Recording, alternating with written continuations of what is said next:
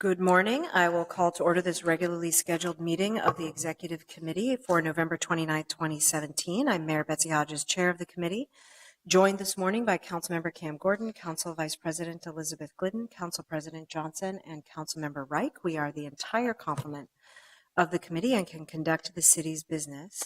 We have 6 items on our agenda today, 5 for discussion here and 1 a potential closed meeting.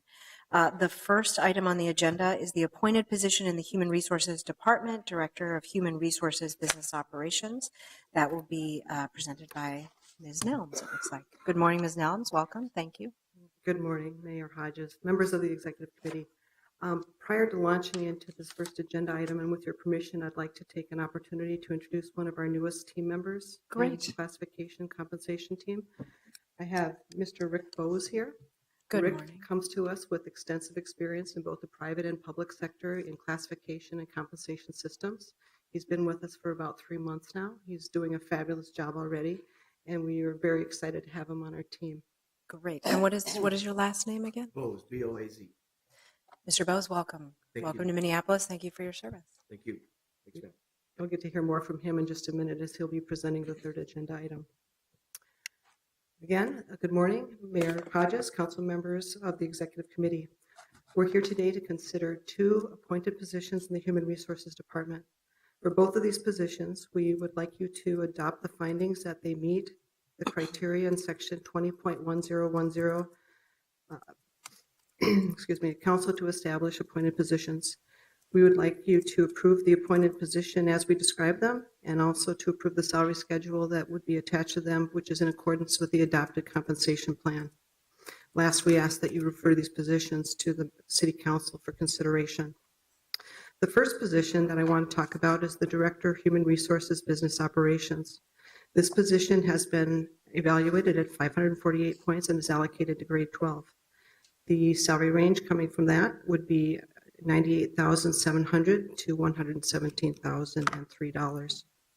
Reporting directly to the Chief Human Resources Officer, the proposed position will manage and lead the administration and internal operations of the Human Resources Department.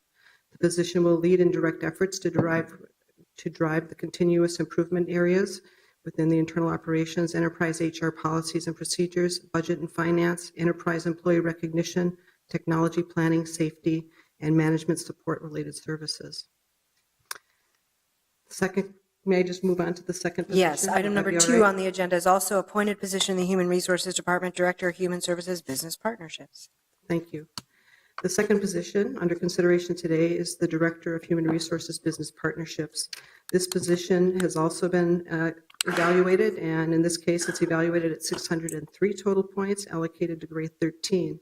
The salary range for this position, in accordance with the adopted compensation plan, is $108,845 to $129,028.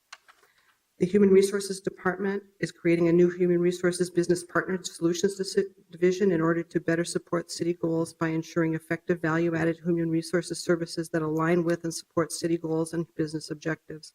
Reporting directly to the Chief Human Resources Officer, the proposed position will manage and lead this division. Just as an aside, the positions that will be used to create these positions have very similar salaries. Combining the 2 positions with the 2 positions that would be then going offline, the difference in cost is about $6,000 annually.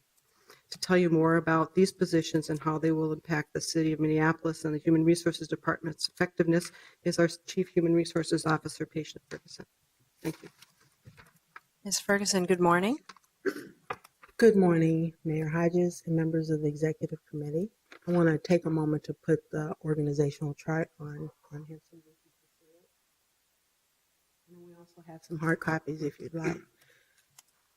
Over the course of the year, the Human Resources Department has really worked to align a service delivery model due to the following: changes in our own internal HR leadership with Mr. Giles retiring. And also there have been quite a few changes in expectations with regard to the Human Resources Department. There has been more calls for us to be not only transactional, but much more strategic. There have been many directions, staff directions around equity, around risk mitigation, those kinds of activities. And also just more of a need for us to be more of a strategic business partner. And so with that in mind, the first phase of this process was that we looked at the Employee Services Division and made a decision, if you recall, to create the Total Compensation Division and the Labor Relations Division. And so with that in mind, we then took another step back and looked at the other areas of service delivery within the Human Resources Division, made a decision that the Human Resource Information System would best be served under the Total Compensation Division because that work really does impact compensation for employees. And then what we did is took the Strategic Workforce Solutions Division, which is a very large division, and took the part of that to create the HR Business Partner division. And so we're hoping that this will allow us to become more agile. It also gives us the opportunity to strengthen the areas of risk mitigation around compliance. And it also, we believe, will help provide a much greater user experience for the city of Minneapolis, for the departments, for the employees, and also to respond to some of the external factors that we see. We do not anticipate, as Ms. Nams indicated, we're taking existing positions that we already had, and we're just taking those positions and repurposing them to align with where we believe our service delivery model needs to go.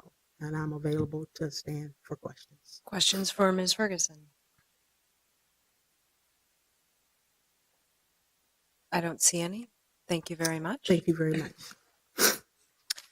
So I think there's no questions. Then what I will do is, and I will turn to the clerk to assume that I can move both of these at the same time. I will move the staff recommendation for items 1 and 2.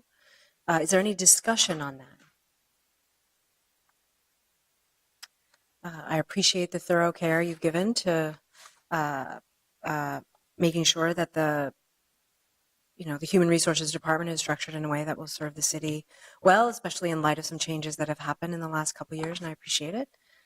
Seeing no discussion, all in approval, please signify by saying aye. Aye. Aye. Opposed? Abstentions? Those 2 items carry. We will move to there are also 2 items from the we'll move to item 3, the appointed position in the Finance and Property Services Department, Director, Major Real Estate Project. So, Mr. Bose, good morning and welcome. Good morning. Thank you, Mayor Hodges and members of the Executive Committee. We're here to ask you to please consider the approval of a new appointed position in the Finance and Property Services Department with the title of Director, Major Real Estate Projects, reporting directly to the city's Chief Financial Officer. We ask that you please adopt the findings that the position meets the criteria in Section 20.1010 of the Minneapolis Code of Ordinances, City Council to establish appointed positions. We ask that you please approve the appointed position titled Director, Major Real Estate Projects, which has been evaluated at 643 total points and allocated to grade 14. We ask that you please approve the corresponding salary schedule for the position, which has a salary range of $116,223 to $137,774 in accordance with the adopted compensation plan for appointed officials effective November 29, 2017. We ask that you please refer this matter to the City Council. This position will be responsible for major real estate projects in the city, such as constructing the new downtown city employee office building and remodeling City Hall. With your permission, I would like to turn the presentation over to Mr. Mark Ruff, our Chief Finance Officer. Great. Mr. Ruff, good morning. Madam Mayor, members of the Executive Committee, I'm Mark Ruff, the city's Chief Financial Officer. As the Council and the Mayor are aware, we have several significant real estate projects happening in the city right now, in addition to the planning for the new consolidated office building and then the eventual move of some employees and departments who are outside of City Hall into City Hall.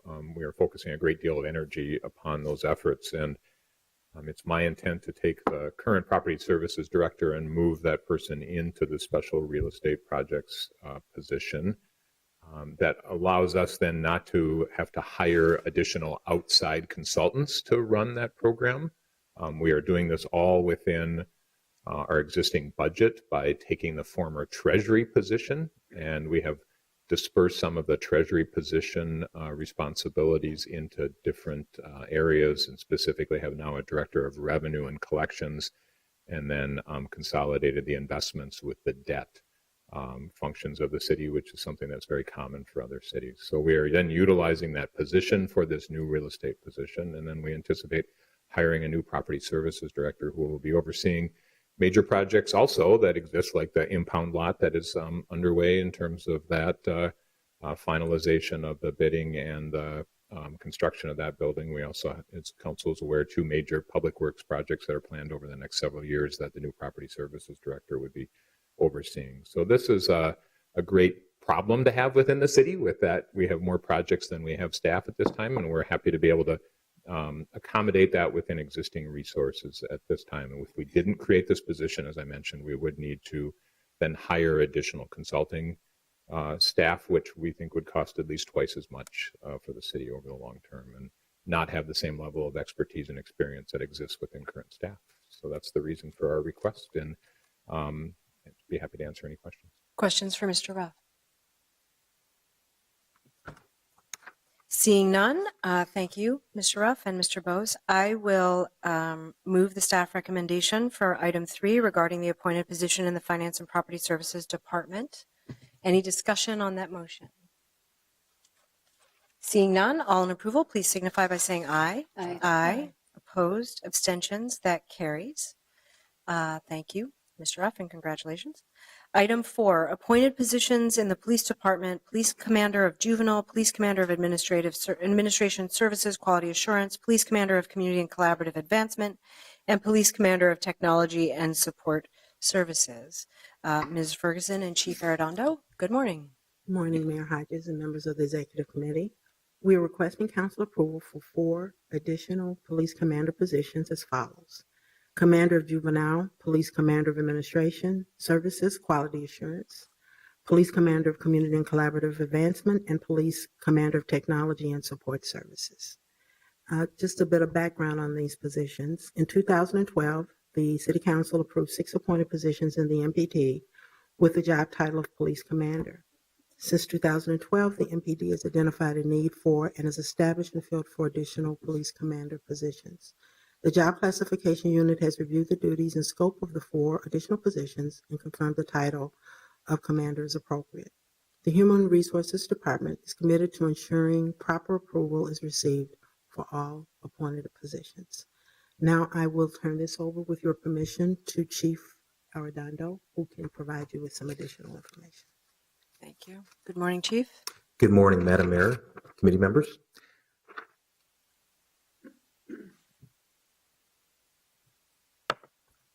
I first want to say thank you for allowing me the opportunity to come before you to present the request here today regarding the commander's positions. As many of you are probably aware of the history behind this, these commander positions were created back when our former civil service rank of captain was no longer in play, and we, through discussions with both, I'm sure, the chief of police at the time as well as elected officials, the commander's position was then created. As you can see from the org chart, what these commanders' positions do, first and foremost, these are critical leadership positions within the organization, and as certainly my vision statement as it relates to trust, accountability, and professional services, you will see that the commander's position for collaborative community advancement, which is really the umbrella of all of our outreach efforts in terms of our community, that includes everything from our community engagement team officers to our police activity leagues, folks, to our procedural justice work. Those are so important. They need to really be under the structure of the deputy chief, chief of staff, and the chief's office. And when we talk about accountability, one of the commander's positions that you'll see there that was original in the 2012 function was the juvenile division. At some point in time recently, that had been shifted over to the criminal division. for a lot of reasons, but most importantly, our work in trying to build relationships with our youth in our city. It was important for us to make sure that this was a standalone, not associated so much with our crimes division, but this really is also about building bridges and relationships with our youth as it relates to our SROs, as it relates to even our public health lens and some of the issues that our youth are dealing with. So the Juvenile Division Commander is very important to the work that we look at. You will also see the Quality Assurance Commander. That had also been established back then. This is also very important to the work that we're doing because this commander's position and the team behind it really looks at our best practices, our policies, our procedures, conducts audits. We know that as we continue to evolve as an organization, everything from body camera policies to our new technologies, this is a very vital, important commander's positions to make sure that we're serving the needs of our community, providing that professional service that I want our men and women to be doing, but also making sure we're staying ahead of what we need to be doing in terms of our public safety efforts. And lastly, you will see the technology commander. Clearly, policing has changed over the last almost 30 years since I've been there as it relates to our records, data requests, the new RMS system that we're engaged in. So much of our work now is centered on technology, and it is very important in terms of the amount and volume of work that we receive that we have someone to oversee that unit as well. That also includes everything from our property and evidence unit to our records, transcription, and it's important to have a leader in place to make sure that we are being as efficient and effective as we possibly can in those positions. So I wanted to give you an idea of how those are looked at in terms of our org chart. And for me as chief, they really all complement the trust, accountability, and professional service that we need to continue to move the work forward to the Minneapolis Police Department. Thanks, Chief. Questions for Chief Arredondo? Council President Johnson. Thank you, Madam Chair. Chief, how many captains did we have when we eliminated that rank? Madam Mayor, Council President Johnson, I believe at that time we might have been down to 6 or 8. It was under 10, I believe. Okay, so we're the additional 4 positions brings us to how many commander positions then? I believe we're at 10. We're at 10. Yes. Okay. Well, let me, I appreciate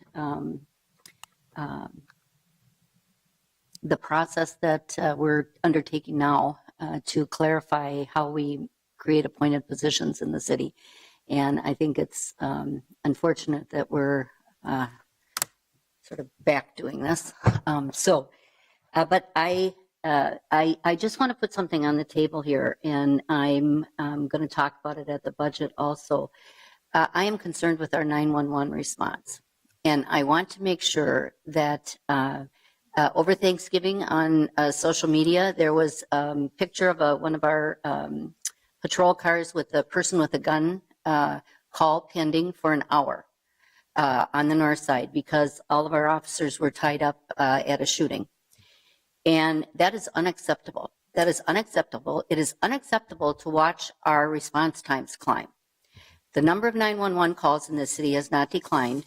I don't see it declining at any time in the future. And I really want to see some assurance that you, Chief, with your new administration, look under every desk to make sure that we have the appropriate staffing in the areas that citizens find important. And 911 response, I think, is the ultimate responsibility of the police department. That's how people access, almost everyone accesses, what would you call it, services from our police department through a 911. And if our response times are going up, we need to address that.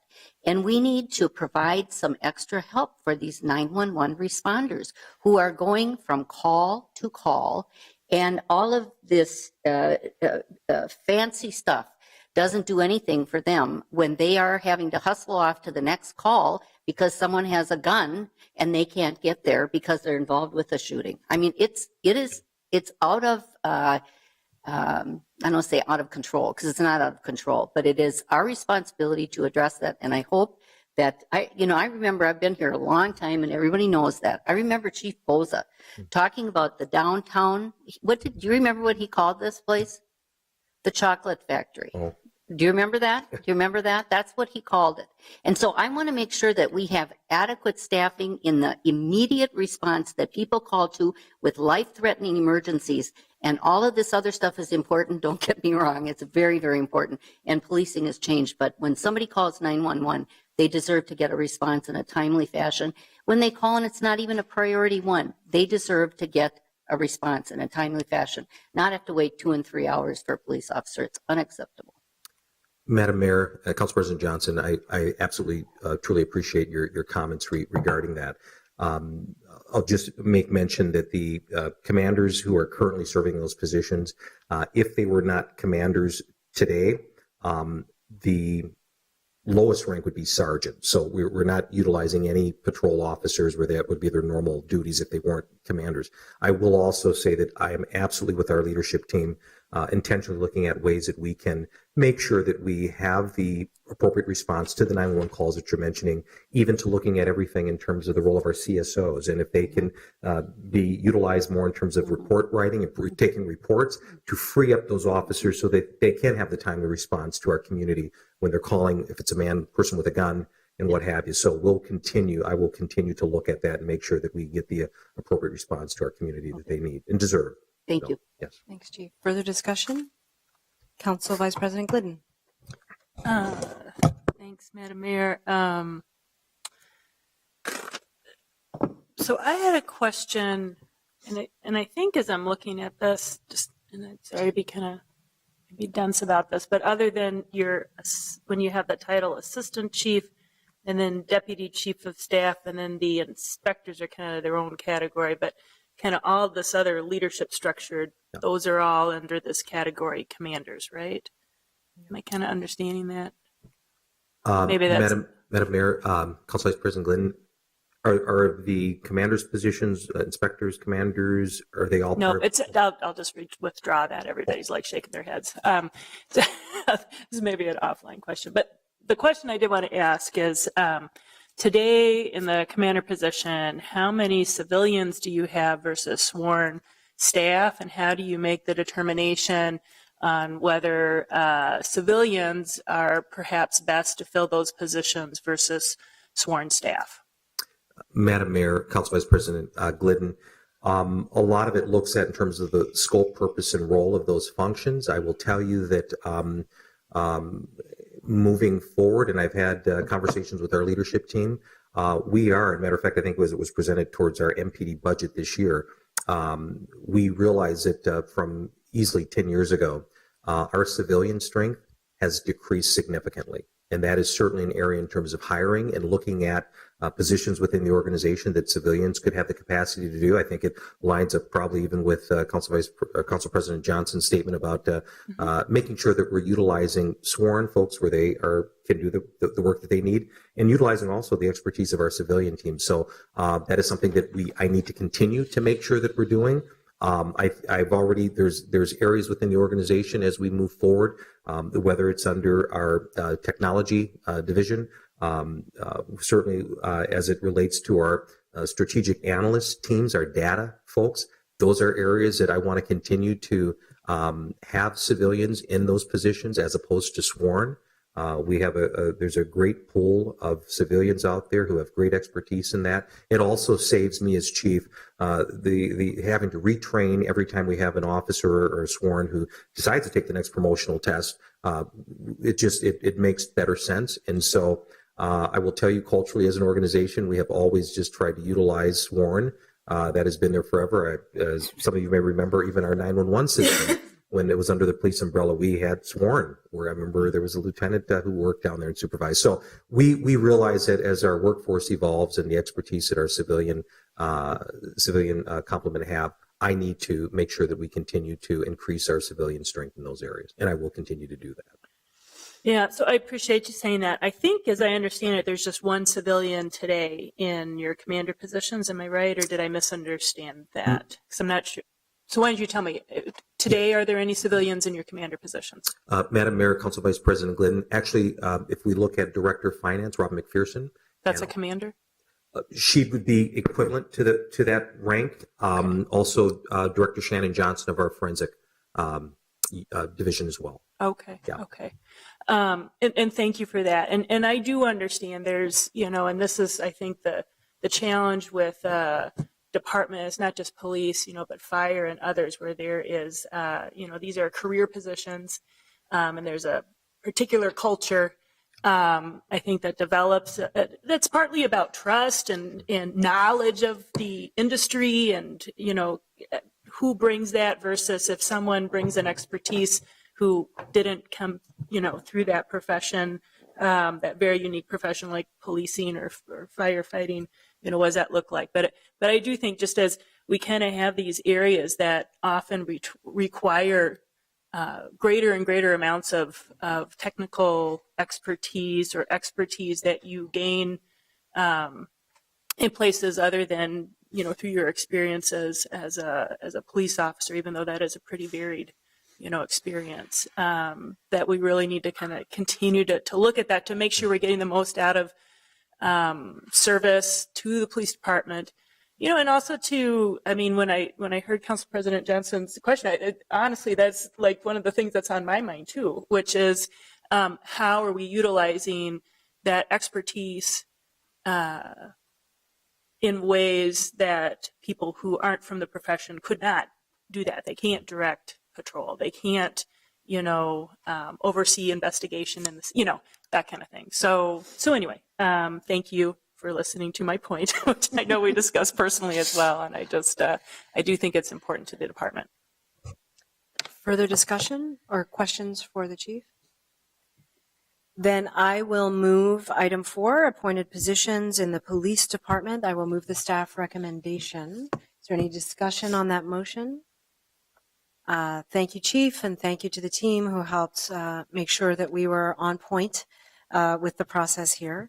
All those in favor, please signify by saying aye. Aye. Aye. Opposed? Abstentions? That carries. Thank you very much, Chief. And we will move on to item 5, which is the last item before a potential closed meeting, which is security designations policy. Good morning, Mr. Cronk. Mayor Hodges, committee members, Spencer Cronk, City Coordinator. We are requesting your approval of the security designation policy today and referral to City Council. And I'll just give a little bit of background on this policy itself. The purpose is really to establish and maintain a safe and secure working environment for our elected officials, our employees, our contractors, and visiting members of the public. The policy established the requirements for conducting risk assessments to identify vulnerabilities to employees and valued city property, to assign security designations to identify controlled and restricted areas within facilities and applying the appropriate safeguards, and to grant access privileges and managing access for employees, contractors, and visitors. Historically, city departments have developed and implemented security policies and procedures that address the needs of their unique sites and business operations, but there's no overarching enterprise policy that the numerous department policies together with a common format or standard practice. And so over time, this has created some inconsistencies and the uneven application of security resources citywide. So we believe that a single security policy that promotes industry best practices should be approved and recognized as the standard or baseline from which department level policies and procedures are derived. And this policy, as we do with all our policies that are brought before the executive committee, has been reviewed by department heads and by our labor management committee. So we're requesting your approval and referral to City Council. I'm happy to stand for questions, and we also have Art Thomas, our security manager, if there are questions from him too. Questions for Mr. Cronk?